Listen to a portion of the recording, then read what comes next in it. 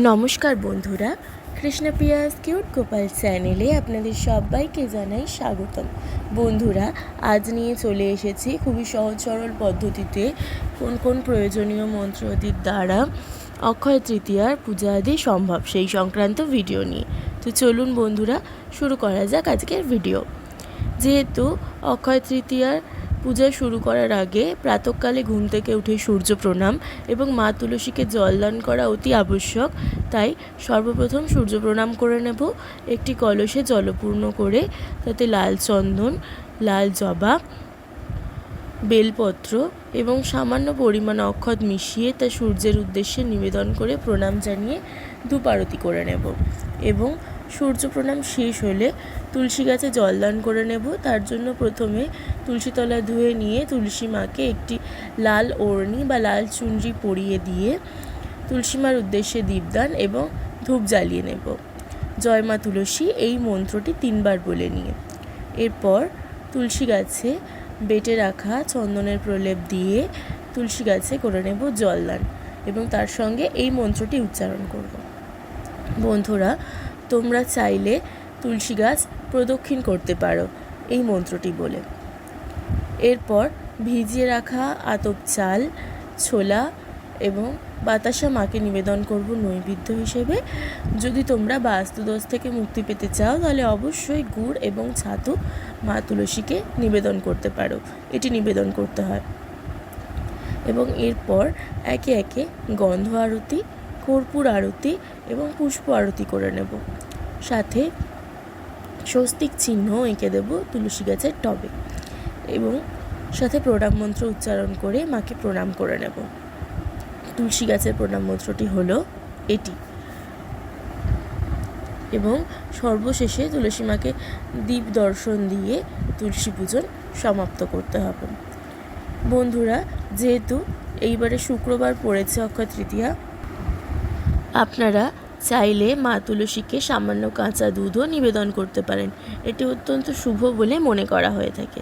তো চলুন বন্ধুরা, আমি আপনাদের সঙ্গে অক্ষয় তৃতীয়ার লক্ষ্মীনারায়ণ পুজোর সহজ সরল ঘরোয়া পদ্ধতি শেয়ার করে নিই। প্রথমে আসন সাজিয়ে একটি লক্ষ্মীনারায়ণ বিগ্রহ বা লক্ষ্মীনারায়ণ মূর্তি আসনে স্থাপনা করতে হবে এবং পরবর্তীতে গোলাপ জল বা গঙ্গা জল কিংবা অগুরু দিয়ে বিগ্রহ বা ছবিটি মুছে নিতে হবে এবং একান্ত বিগ্রহ পাথরের বা পিতলের হলে তা অভিষেক করে নেওয়া সর্বোত্তম। যেহেতু আমার কাছে লক্ষ্মীনারায়ণের ছবি ছিল তাই আমি তা গোলাপ জল দিয়ে মুছে নিয়েছি। এরপর অষ্টাক্ষর মন্ত্র জপ করতে করতে ভগবান শ্রীহরির ললাটে দিতে হবে চন্দন তিলক এবং মা লক্ষ্মীর ললাটে দিতে হবে লাল চন্দন তিলক এবং সিঁদুরের ফোঁটা। সাথে মা লক্ষ্মীর বাউনকেও দিতে হবে সিঁদুরের ফোঁটা। যেহেতু গোটা এলাচের মালা অক্ষয় তৃতীয়ায় লক্ষ্মীনারায়ণকে অর্পণ করা খুবই শুভ বলে মনে করা হয়ে থাকে, তা অবশ্যই নিবেদন করতে হবে। যদি 21টি এলাচের মালা একান্ত ভগবানকে নিবেদন করা সম্ভবপর না হয় তো আমার মতো একটি ছোট্ট থালায় গোটা এলাচ ভগবানকে নিবেদন করতে পারেন। যেহেতু মা লক্ষ্মী ও শ্রীহরিকে একটি ডালা নিবেদন করতে হয়, তাতে কি কি দিতে হয় সে সম্পর্কে বলি। 5টি বা 3টি পান পাতা দিতে পারেন, তাতে শুকনো হলুদের গাঁট, গোটা এলাচ, গোমতী চক্র, লক্ষ্মীকড়ি, পদ্মবীজ, সুপারি, চাঁদমালা দিতে হবে। ভগবান নারায়ণের উদ্দেশ্যে রাখতে হবে একটি চেলি এবং মা লক্ষ্মীর উদ্দেশ্যে আলতা সিঁদুর, শাঁখাপলা এবং একটি লাল পুষ্প রাখতে হবে। এবং ঘট স্থাপনার ক্ষেত্রে সামান্য গঙ্গামাটি দিয়ে তাতে সিঁদুর লেপন করে সামান্য ধান দিয়ে ঘট স্থাপনা করতে হবে এবং ঘটে দিতে হবে পান পাতা, আম্রপল্লব, একটি শশীব ডাব বা কলা। এভাবে ঘট স্থাপন করে নিয়ে তাতে চেলি কাপড় বা চাঁদমালা দিয়ে ভগবান শ্রী গণেশকে স্মরণ করে নিয়ে পূজা অর্চনা শুরু করতে হবে। এছাড়াও মা লক্ষ্মীর পাশে আমি রেখেছি মা লক্ষ্মীর লক্ষ্মী পেঁচা,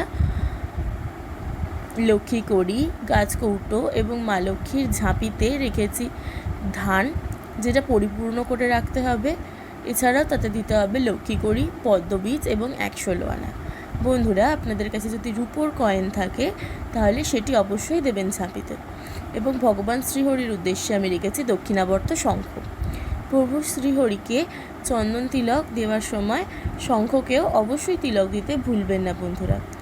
সর্বপ্রথম ভগবানের উদ্দেশ্যে ডালা নিবেদন করে তা রেখে দিয়ে ভগবানের উদ্দেশ্যে প্রদীপ জ্বালাতে হবে। প্রদীপ জ্বালানোর পর চন্দন মিশ্রিত তুলসী ভগবান শ্রীহরিকে নিবেদন করতে হবে এবং এরপর ভগবান শ্রী গণেশকে স্মরণ করে নিয়ে পুষ্প ও লাল চন্দন চর্চিত দূর্বা নিবেদন করে নিয়ে একটি লাল পুষ্প নিয়ে তাতে রক্তচন্দন লেপন করে মা লক্ষ্মীর উদ্দেশ্যে নিবেদন করতে হবে এবং মা লক্ষ্মীকে প্রণাম করে নিতে হবে প্রণাম মন্ত্র বলে। এরপর ভগবান শ্রীহরিকে প্রণাম করতে হবে প্রণাম মন্ত্র বলে। যেহেতু আমি ঘট স্থাপন করিনি এবং ভগবানের ছবিতেই চাঁদমালাটি অর্পণ করেছিলাম